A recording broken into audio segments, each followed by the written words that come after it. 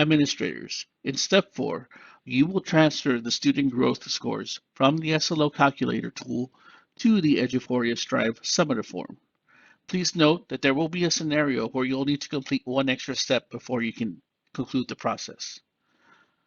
The sum of all percentages of did not grow, expected growth, and exceeded growth will sometimes generate a sum of 99.9.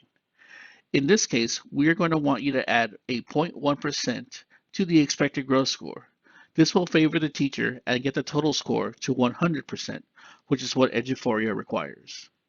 Let's look at the two examples below. Looking at example number 1, the teacher's did not growth score came in at 22.2.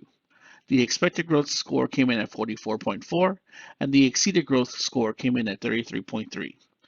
When you add these three percentages together, they total to 99.9%.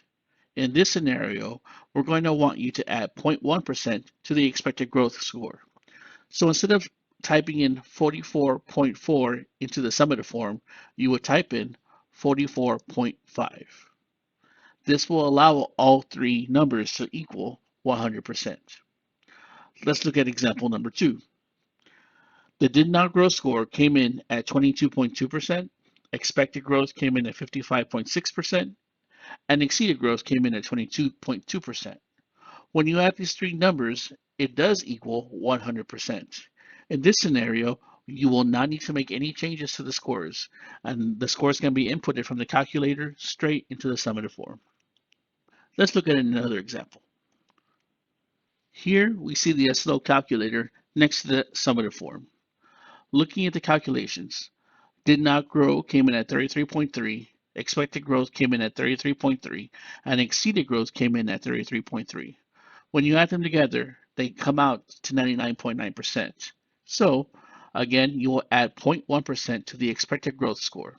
So instead of typing 33.3% into the summative, you would type in 33.4. You would finish off by adding or including the did not grow score, 33.3, and the exceeded growth score, 33.3. You're now ready to rate the SLO at the bottom of the summative form.